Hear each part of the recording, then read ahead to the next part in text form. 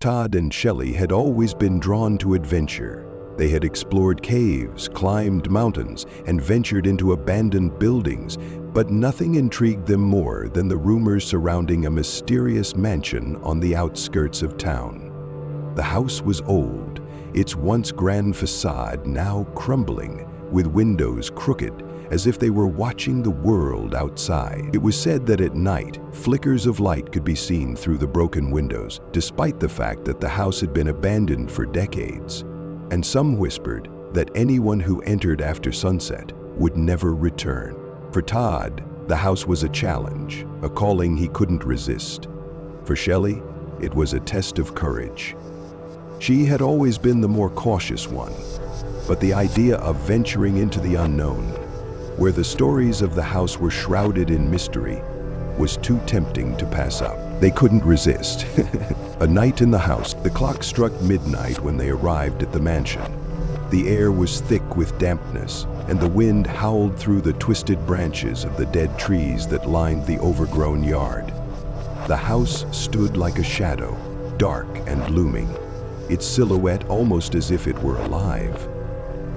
Shelley gripped her flashlight tightly, casting a beam of light over the peeling, rotting door. "Are you scared?" Todd teased, pushing her lightly toward the entrance, though he could feel the unease crawling up his spine. "Just a little," Shelley whispered, trying to sound brave, but her voice trembled despite her best efforts. The door creaked as they pushed it open, revealing the interior, where the air was thick with dust and the smell of decay. Inside, the house was even more unsettling than they had imagined. The floors creaked underfoot, and cobwebs clung to the walls like ancient relics of the past. The mirrors were covered in grime, reflecting only vague, distorted shapes. It was as if the house was holding its breath, watching them with 1,000 unseen eyes. They explored room after room, each one more empty and decayed than the last. Shelley's nerves were on edge, her footsteps echoing in the silence, but it was only when she glanced into one of the mirrors that she felt a real chill. She murmured, grabbing Todd's arm. He looked at her, confused. "What is it?" "I swear, your reflection didn't move with you," Shelley said, her voice shaking slightly. Todd turned and looked into the mirror. For a moment, he thought he saw what she meant. His reflection seemed to hesitate, like it had a life of its own. But as soon as he blinked, it was normal again. "It's just the lighting," he shrugged. "Come on, let's keep going."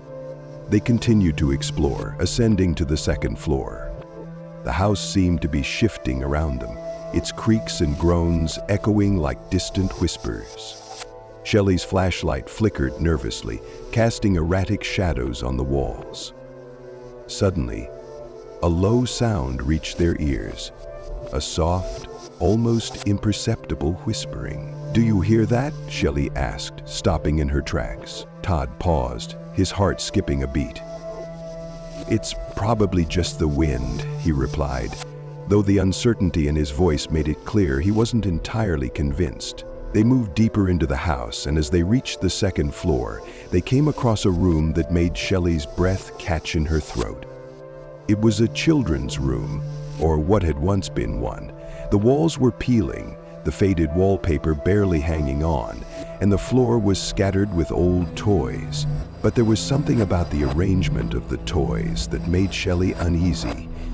They were laid out in a perfect circle, as if someone had placed them there deliberately. In the center of the circle lay a doll, its eyes black and empty, staring up at them with an unnerving intensity. "Someone lives here," Shelley whispered, her voice trembling. Todd stepped forward, reaching down to pick up the doll. But as soon as his fingers brushed against it, everything changed. The toys around them, the ones that had been still and lifeless, suddenly turned their heads, slowly, one by one, and all looked directly at them. Shelley screamed, stumbling back, her heart pounding in her chest. Todd, shaken, shoved the doll away, and in that instant, the entire house seemed to react.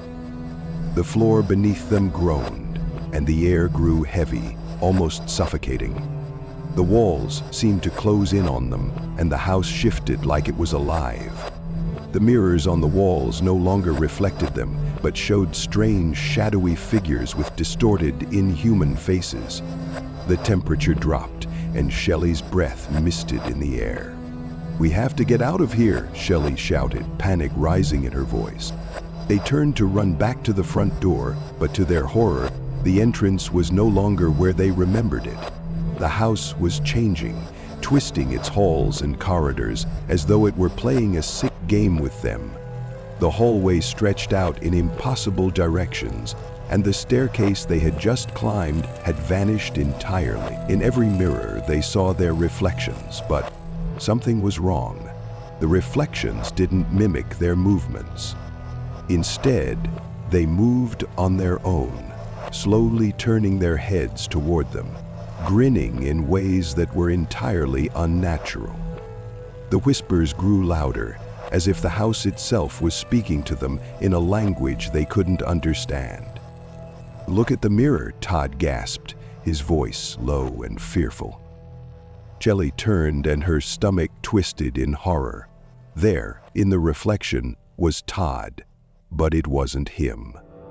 His reflection was distorted, its eyes hollow, and a wicked smile spread across its face.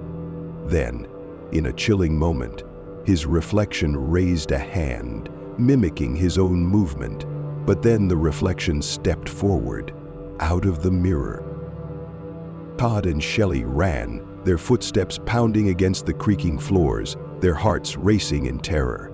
But no matter how fast they moved, the house seemed to stretch and twist, keeping them trapped inside. The mirrors, once innocent, now opened gateways to darker versions of themselves. Figures began to emerge from the mirrors, twisted, distorted versions of Todd and Shelley. Their faces were pale, their eyes empty, their smiles grotesque, and all appearing to speak the voices of those. The house was alive with the echoes of long-dead souls. The whispers grew into shrieks, the walls seemed to pulse with dark energy, and the laughter of their own reflections filled the air, drowning out everything else. Shelley, terrified, turned to Todd, but when she looked into his eyes, she didn't see him. She saw only the reflection of her own face, twisted, grotesque, with hollow eyes and a smile that was not her own. Her reflection whispered, its voice cold and hollow, "You're one of us now." The last thing Shelley heard before everything went dark was the sound of her own voice, screaming for help, a scream that came not from her lips, but from the mouth of her reflection. The next morning, the house stood silent once again. No one had seen Todd or Shelley, and no one seemed to remember they had ever been there. But if you stand outside the mansion and look carefully through the dust-covered windows, you might notice two figures standing inside.